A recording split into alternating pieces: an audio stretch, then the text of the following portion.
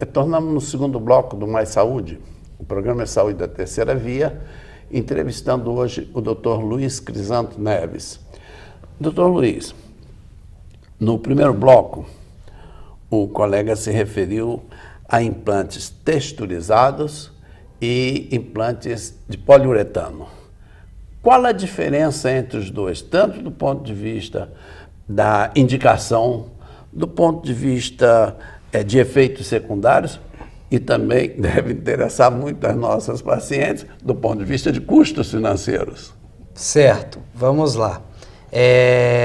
O implante de poliuretano e o texturizado, por dentro, eles são feitos do mesmo gel coeso de silicone. O que muda seria só a superfície desse implante. Por que essa evolução texturizado poliuretano?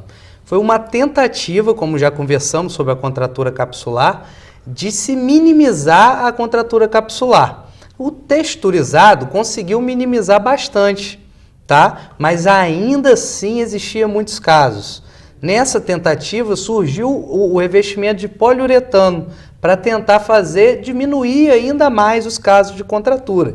E de fato se conseguiu diminuir muita contratura capsular com essa textura de poliuretano. Em relação à indicação, hoje em dia a gente indica os dois.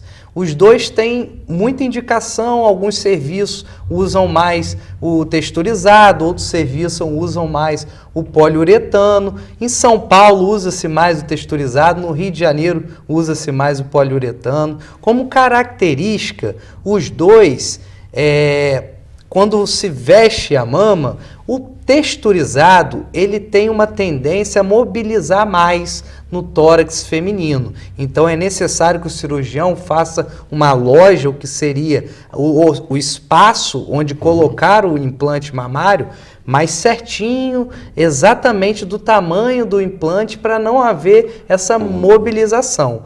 Com o implante de poliuretano, esse implante ele tem uma aderência maior à parede torácica. Ele dificilmente ele vai se mover. Então, para cirurgias onde a gente vai reduzir muito a mama e vai colocar um implante, e esse implante geralmente ele é muito menor do que a mama, e você quer ele localizado numa região, e para fazer essa cirurgia da mama você abriu muito espaço. Então, nesses casos, a indicação do implante poliuretano é muito precisa para não haver deslocamento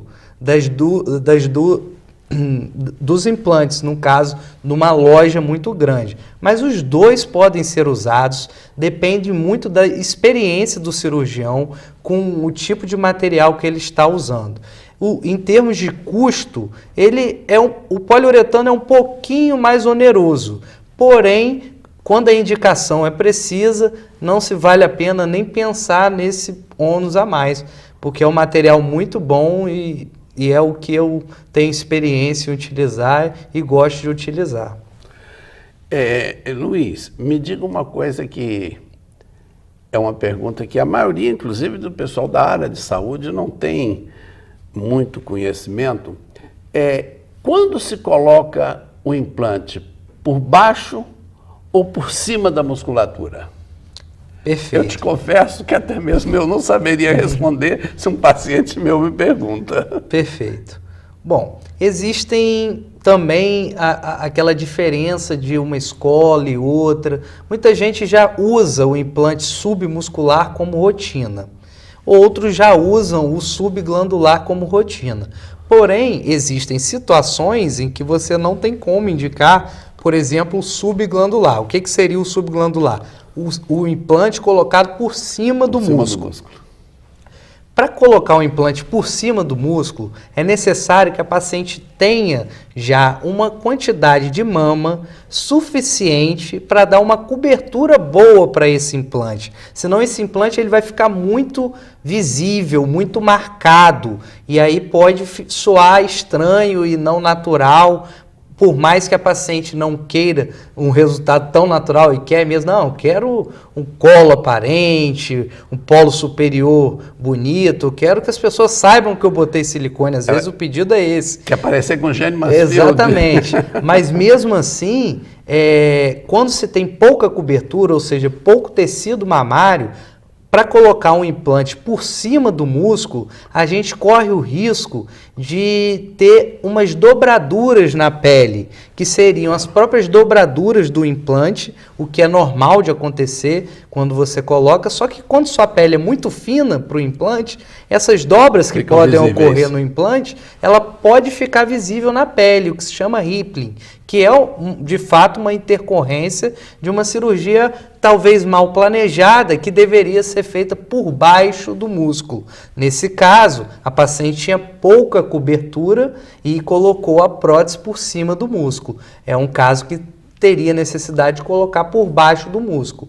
Mas caso a paciente tenha cobertura, a minha preferência é colocar por cima do músculo, pois acredito eu que dá esse resultado do polo superior mais marcado, de quando ela é colocada por baixo do músculo, pois o músculo dá uma achatada, principalmente na parte superior do implante, dando um resultado mais natural. E em pacientes também que põem essa prótese por baixo do músculo e tem uma caída muito grande do tecido mamário por seguinte, ele pode desenvolver uma complicação que a gente chama dupla bolha, ou seja, fica uma prótese alta por baixo do músculo e a mama cai em cima da prótese, ou seja, fica a prótese e depois a mama cai.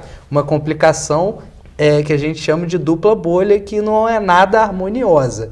Mas é possível a correção? É possível a correção. Muitas vezes, ou apenas a ressecção desse excesso de pele para refazer o formato da mama, e muitas vezes, se a paciente tem a indicação, ou seja, tem aquela cobertura suficiente, pode-se mudar o plano da cirurgia, por submuscular para o subglandular, que seria por cima do músculo.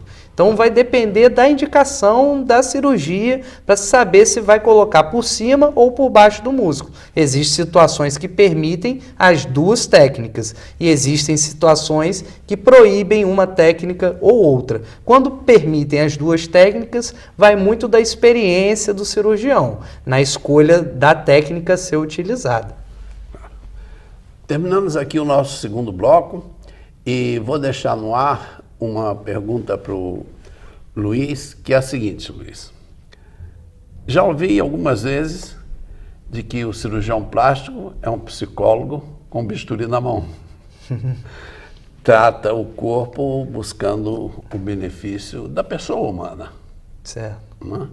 A autoestima, o bem-estar. Eu costumo pensar, Luiz, que não importa como os outros nos veem, mas é muito importante como nós nos vemos a nós mesmos. Então eu te deixo a pergunta, o que é lipoescultura? Porque tem um tanto de medicina e um tanto de arte. Terminamos aqui o nosso segundo bloco. Retornamos em seguida, depois de um cafezinho, um copo d'água gelada, entrevistando o Dr. Luiz Crisanto Neves.